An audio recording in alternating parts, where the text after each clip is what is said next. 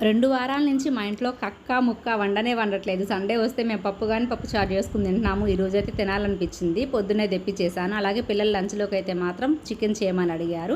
ఇక వాళ్ళకి వేడివేడిగా వండేసి క్యారేజ్ అయితే పంపించేసాను. కొంచెం చికెన్ పక్కన పెట్టేసాను. నాకు బొద్దుల చికెన్ అంటే చాలా ఇష్టము.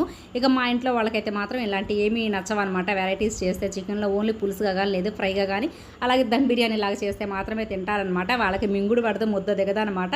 ఇక ఏం చేశానంటే కొంచెం పుదీనా, కొత్తిమీర, పచ్చిమిర్చి కలిపి మిక్సీలో వేసి పేస్ట్ చేశానమాట.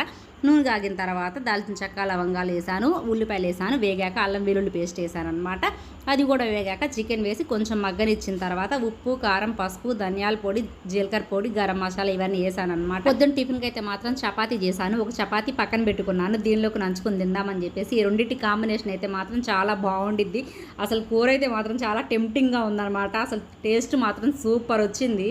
వీడియో లైక్ చేసి